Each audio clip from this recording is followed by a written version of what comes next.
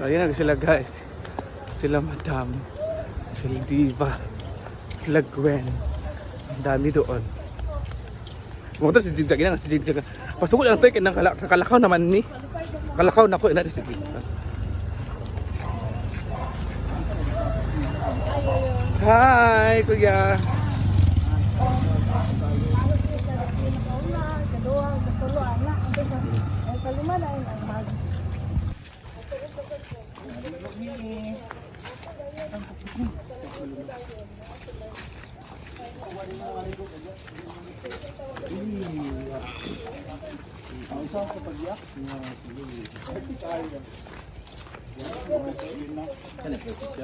Kaya nga balik sa tagal balay yun. Ubalde. Ubaldo? Ubalde. Ah, Ubalde. Labi apelido Ubalde. Napod ba yes? So guys, andito na tayo ngayon sa bahay ni Diday. After 1 month, makikita na talaga natin yung itsura kasi ang tagal ko na hindi nakabalik dito. Pero dito mati sa labas, ito yung kung napansin nyo dati, before, akala nyo yung butas dito, yun na yung ano niya, yung bintana oh, di ba meron sa bintana. At meron na sa hagdanan, sosyal. Kaso walang tao. Abre ba to? Sarado eh. Ha? Abri ba na? Dahil na, sarad sinira ni Gwen. Di ba? Gilak ko na pero maabri siya ako. Hello! Wow! Pasukin natin. Walang tao dito sa bahay ni Diday, pero pasukin natin. Bahala ka na, Diday. Trespass. Okay lang naman, ikaw naman pagkawa sa bahay niya. Trespassing. Walang tao. Sada sa kanay ko na po Kaya division. in fairness, may division na di ay, oh. Ah, ito pala yung bahay ni Mia. Bayot! So ayan na po yung bahay. Ito na yung bahay ni Mia guys. Ah, ni Diday. Ito din yung kwarto. Ah, may kwarto din sila. Ito din yung room. Alam, di tayo sa Di ba guys? Oh. Kaya sa kusina, alam mo na, surprise ako talaga. Okay.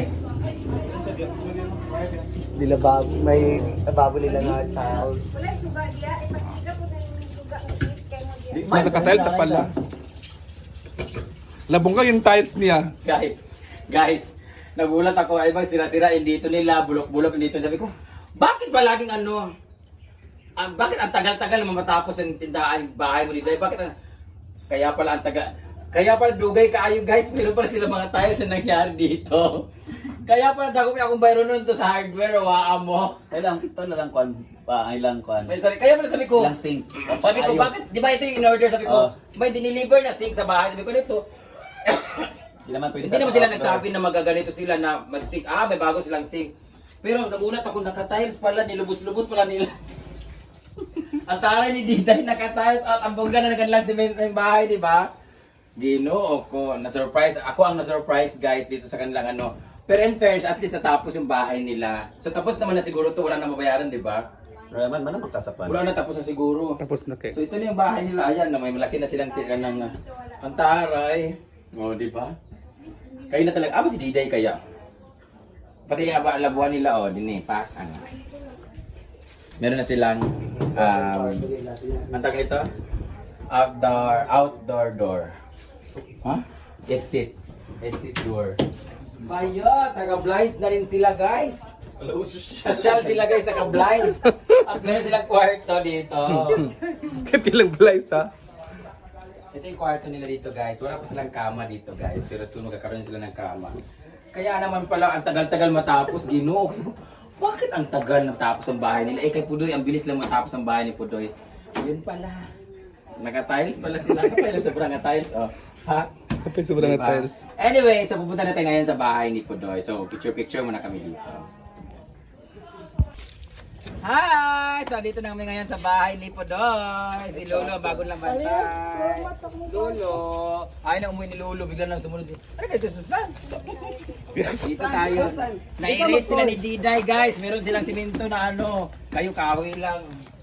Dito naman tayo. Same lang sila halos ng bahay. May division na rin sila. At ito ang maganda rin sa bahay nila guys. Yung floor mat nila sa kamantel nila guys. Isa lang color.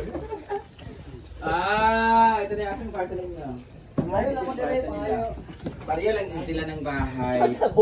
Mahaba lang yun sa kanila. Ay, ganun lang dito. Dito yung pinto. Oh, pak.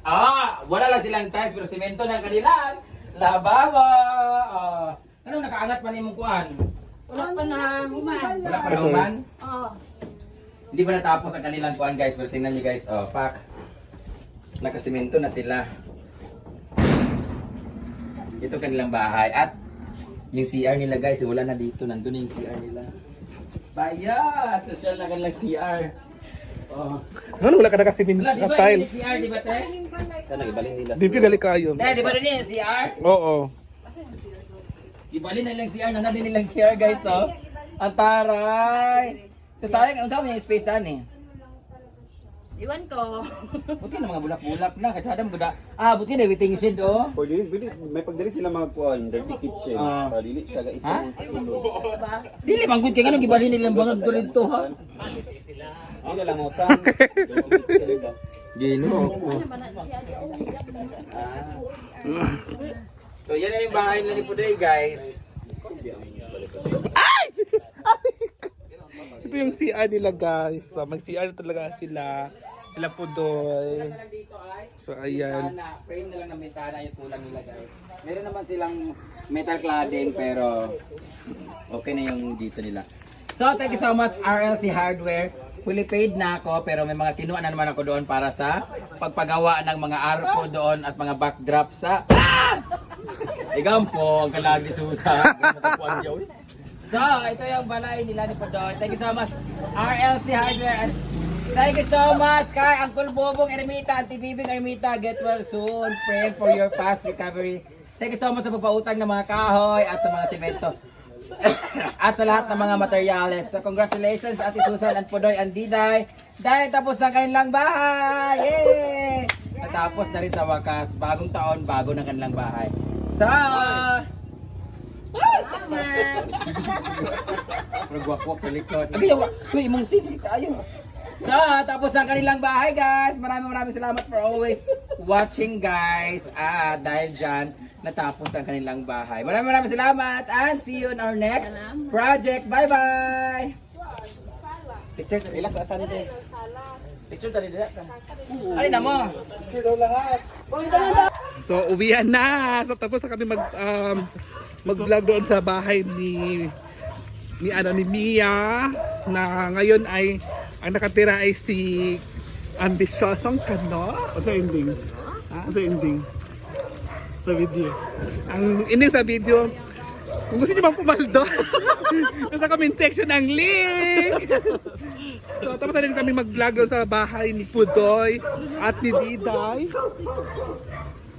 So, uwian na kami guys. Bye! Uwian na!